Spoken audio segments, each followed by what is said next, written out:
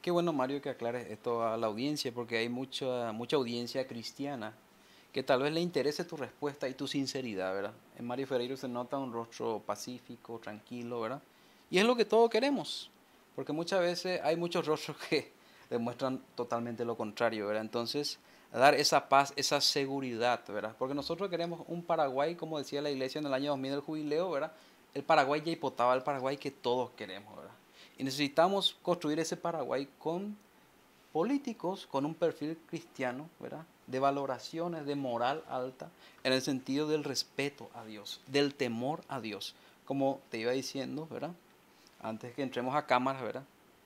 Tengo miedo y terror porque muchos políticos hoy se llenan la boca de Dios y después le utilizan a Dios, prostituyen a Dios para sus fines personales, pero a la hora de la verdad, Dios es el gran ausente en sus vidas, en sus actos, en sus acciones.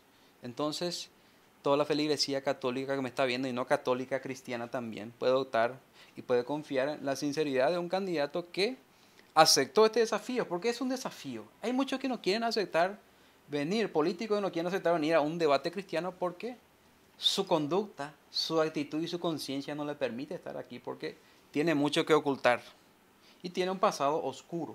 Entonces, entrar a la realidad de Dios le hace un poco, es como estar frente a un espejo y que salga todo lo que sos. Entonces, muchos tienen miedo a eso, ¿verdad? Entonces, con Mario Ferreiro está abriendo y te agradezco mucho porque no es fácil contar lo que uno ha sido, ¿verdad? Eso significa un acto de valentía y te agradecemos por esa valentía, por esa transparencia que creemos que la gente ya va a tener su propio concepto de vos, ¿verdad?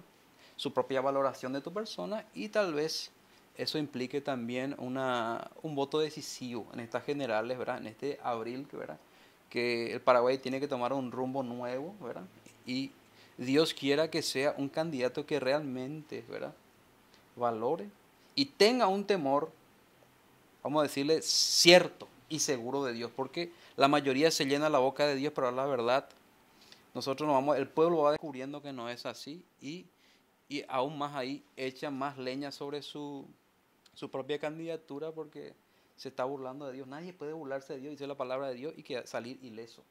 Mucha gente viola el segundo mandamiento, que es no tomar el santo nombre de Dios en vano. Entonces Dios castiga, dice, no quedará sin castigo. Dice, entonces, comprometerte un poco también, porque mucha gente te está viendo, Mario, ¿verdad? Vos estás dando una postura tuya personal cristiana, ¿verdad? De respeto a Dios. Y entonces yo ahora quiero hacerte otra pregunta. ¿Qué valor ocupa Dios? Y vamos a llamarle a Dios segunda persona Jesucristo en tu vida. Bueno, vos sabés que es interesante lo que está pasando en todo el continente. El otro día lo veía el presidente José Pepe Mujica en una misa para el presidente Chávez. Y él mismo aceptaba de que no era muy creyente, pero que sabía que a Hugo, refiriéndose a Chávez, le gustaría que él esté ahí. Entonces fue. Estamos hablando de un ex guerrillero, de un hombre que obviamente no tiene una militancia cristiana, pero que sin embargo a esta edad madura de su vida, en una función tan importante, en un país que en realidad separa muy bien el tema religioso con el tema estatal. Sin embargo, estaba ahí Pepe Mujica rezando por Chávez. También me queda el recuerdo de Chávez besando su crucifijo, o de Chávez yendo con su corazón de Jesús rumbo al aeropuerto a una de sus operaciones en Cuba. Y yo digo, a estos hombres no se les puede discutir su vocación socialista y su vocación de fuerte presencia social en sus gobiernos. Y sin embargo, uno de ellos es creyente y el otro comienza a irse a misa a su edad madura. He visto muchos. He visto a mi propio padre, antes de morir, pedir una charla con un sacerdote. Mi padre también era muy racional y poco apegado a las tradiciones católicas y sin embargo, en ese momento supremo de su vida, pidió la charla reconfortante de un hombre de Dios. Se quebró ante Dios. Exactamente. Un hombre, sin embargo, muy preparado, muy inteligente. Son testimonios que vi en vida. Y por lo tanto, dio un elemento central en mi vida. Lo que yo sí tengo es, como te decía al principio de la charla, la impresión de que esta no es una tarea que yo tengo que hacer como un evangelizador, sino más bien predicar con el ejemplo.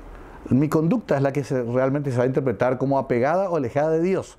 Mis hechos son los que se van a interpretar como ajustados al respeto a un poder superior, como yo lo llamo, ¿no? Entonces, estoy de acuerdo contigo cuando decís todo el mundo pareciera que ahora se está acordando de Dios en campaña política.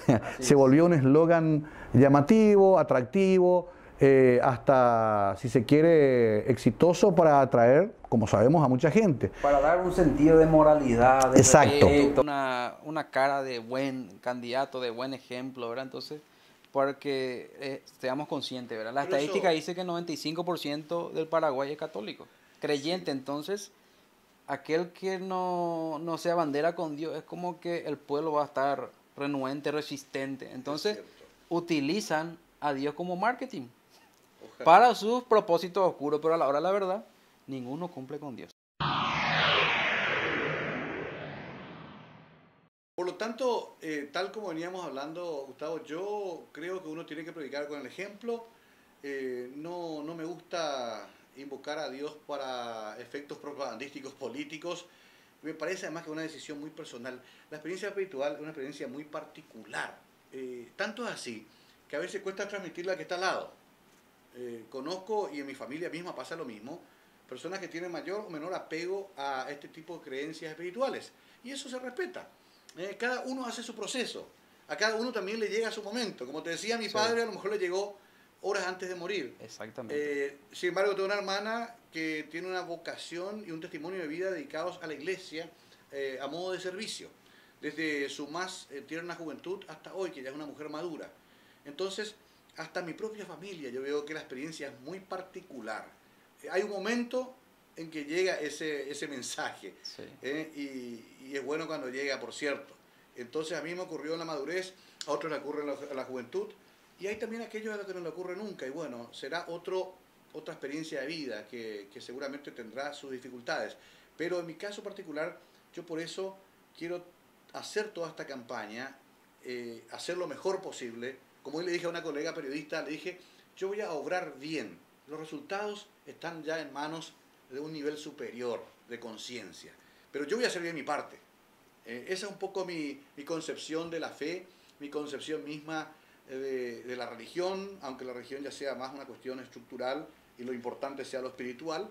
Pero yo tengo esa formación, aprendí eso de mis mayores, aprendí de gente como la hermana Regina, aprendí de sacerdotes muy valiosos, desde Juan Sinforiano Bugarín hasta Monseñor Rolón. He tenido una relación muy directa con Pío Oliva desde la época de Cristo Rey, con los sacerdotes combativos como los dos Velasco, el del Bañado, el de Capiatá. Tengo una amistad interesante con Tony Miró, con el padre Quinotti de Salto de Guairá. Tengo laicos comprometidos como el querido Mariano Mercado, que me van nutriendo también de una savia cristiana, pero de mucha practicidad, de mucha acción sobre el cambio del destino de millones de paraguayos que están en estado de pobreza, que están en estado de abandono. Para mí esa es la concreción del mensaje cristiano. Ayudar a los más pobres, como dice Lula, para los ricos ya está todo, para los pobres está el Estado.